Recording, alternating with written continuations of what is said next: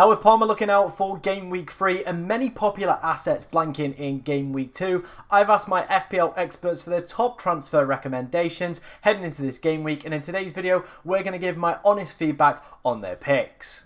Now, of course, before we dive into today's video, if you do enjoy any of the content that you see on the FPL Tom YouTube channel, make sure you're hitting that subscribe button as we are trying to hit 17.5k subscribers before the next international break, and it is only possible with your guys' amazing support. So do keep them coming in, keep the likes coming in as well, and obviously if you've got any questions about your own team, make sure you are getting them in the comments and we'll try and answer as many as we possibly can. Of course, if you are looking to find all the data that is included in today's video, whether that be the defensive contribution points or just the overall kind of expected goal involvement, this has all come from Fantasy Football Hub. So of course, if you want to go and check out their amazing website, they are still running a 50% off sale, and I would highly recommend taking full advantage of that for the upcoming season. So my first obviously question that I asked my FPL experts was going to be around the best Palmer replacements. As at the time of me recording this, we still don't have any further update on the overall fitness of Cole Palmer, so a lot of people are of course going to be looking at investing in that midfield area, and they've given me kind of a few different scenarios, obviously with varying kind of price ranges. Obviously Bruno Fernandes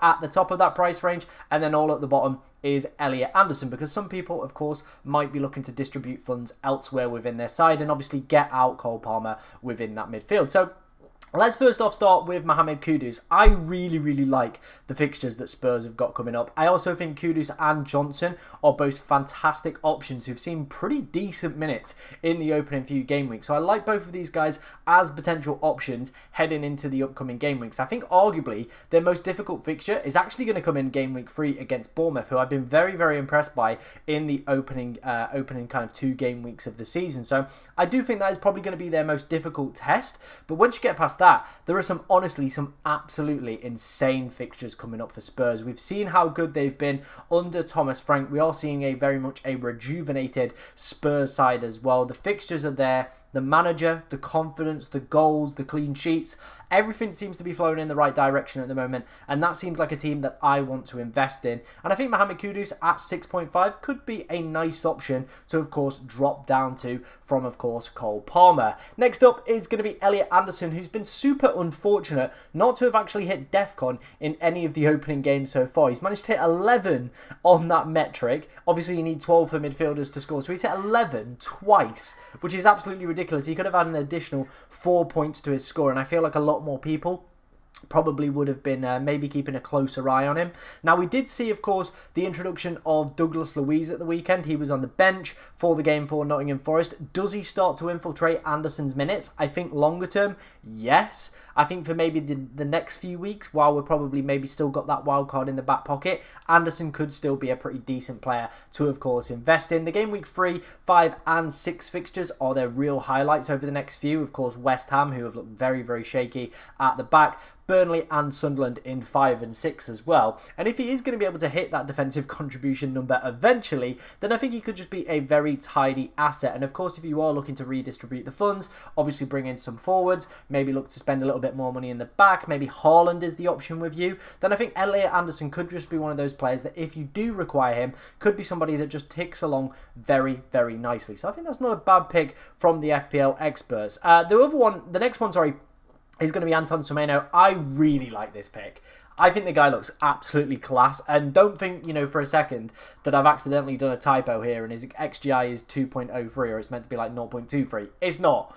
That's actually what he's done. He's just been incredible at the start of this season, and I think, again, once you probably get that Tottenham fixture out of the way, it's just a really good and healthy run for Bournemouth. And they are one of those sides where I feel even when they've got some of the top opponents, we saw this last year, obviously at home as well, they had a pretty good record against a lot of the top 6 sides at home last season. Beat Manchester City there. I think they beat Liverpool, or they gave Liverpool a good run for their money. Arsenal would have finished 0-0 if I'm not mistaken as well, with the Saliba red card. So they're able to push these top sides as well. So if you are push come to shove, having to play Zemeno in these more difficult games, then I wouldn't mind it. We saw what he did in game week 1 against Liverpool as well. He managed to bag himself 2 goals and 2 excellent goals as well. So it does feel even sometimes when he's not got the most ideal fixtures, he is just going to be a nice steady Eddie that you can rely on. And it seems like he's got his shooting boots ready for this season, so maybe some more attacking returns along the way. Now, of course, there was going to be some introduction of Manchester United players with their game week 3 fixture looking so delicious. Game week 3, I think, represents a great option to potentially look outside of kind of, you know, the regular captaincy options. And obviously a lot of us, like myself, who went with Bruno Fernandes, are probably going to be eyeing up him.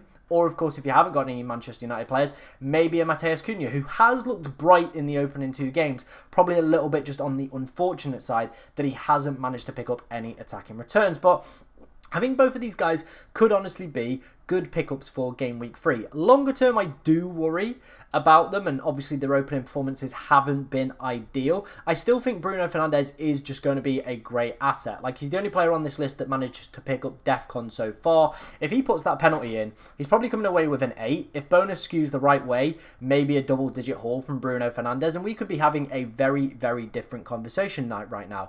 A lot of us could be saying Bruno Fernandes is essential. If that penalty goes in, I honestly think we would have maybe heard some of those words, hitting DEFCON, of course taking the penalty as well, probably skewing up some bonus as well and picking up a few bonus points off that as well. And then, you know, we're entering this conversation where a lot of people have been hyping up Bruno, have been right about him, and it's just very fine margins with FPL sometimes, and game state can of course change. Now, I don't think missing 1 penalty is now going to mean that he's not on penalties anymore. I still think he's going to be the main penalty taker for Manchester United. If he misses another one, of course there is then Cunha and Bryan Mbeumo waiting in the wings to of course take up that responsibility. And I do feel then if Bruno does lose the penalty appeal, probably loses most of his appeal overall anyway. Those are some of the Palmer replacements that my FPL experts have recommended so far. Are there any that they've missed? Let me know in the comment section.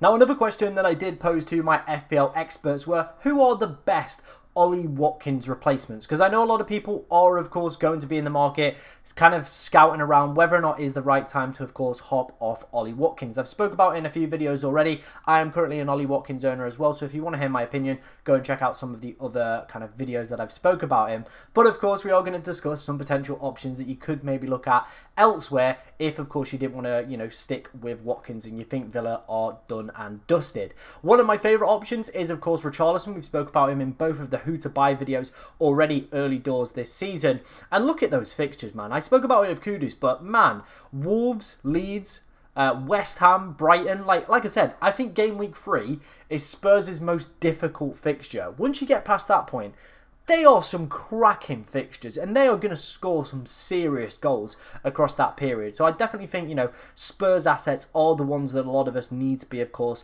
looking to integrate with our side. And I think a cheap and maybe, you know, big explosive player that could do well over the next few weeks is going to be Richarlison at 6.6 million. I think he could be a little bit of a hidden gem. Now, of course, there is just Dominic Solanke waiting in the wings. Any point could, of course, come into this side and just snatch, of course, Richarlison's place away from him. There is always that possibility. And we have seen some early substitutions. A 71-minute substitution in the first game and a 77-minute substitution in the second game. So those early subs are a little bit of a concern for me. I like my players to be playing full 90s. I like them to see out the game, especially when they're a penalty taker. Like, a lot of goals happen within the final 10 minutes of games. Like, it just gets a little bit chaotic sometimes. And goals, of course, do happen within that time period. So it does, of course, concern me when one of my players, and especially a penalty taker, isn't on the pitch. I'd like them to be seeing full 90s. So that is where, of course, my concern lies. But Thomas Frank seemed very, very bullish on him in his press conference before game week 2, saying he's going to be my man, he's going to be the leading striker. We're big behind Richarlison this season. So maybe we've just got to buy into Thomas Frank's words a little bit and just trust that Richarlison's minutes are going to be decent enough. That is, for me, though, the concern with Richarlison. I think he could be a very, very explosive asset. And maybe if you've got the minerals or maybe the squad depth to, of course, back a little bit of a differential pick, somebody that could maybe drop out of the side or could go either way, if you've got that little bit of risk appetite, then I think Richarlison could be that very explosive pick that a lot of people might miss out on, like I said, because of the minutes insecurity, and that could give you a big advantage. The other forward then that my FPL experts did recommend, of course, was going to be Chris Wood. Great opening game week 1, disappointing game week 2, but still saw better minutes in game week 2, which was a bit of a kind of, a good sign for me.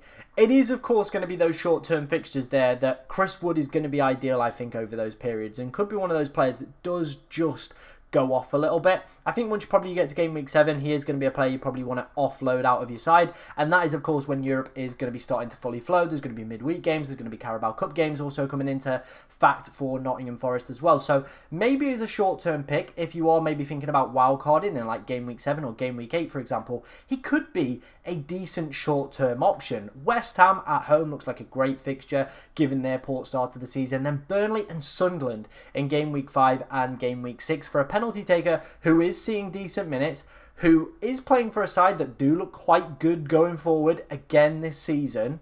I think I like this as a short-term pick. I think Chris Wood, long-term, probably not going to be a great pick, and I do think minutes will start to come into factor when European football starts to kick in.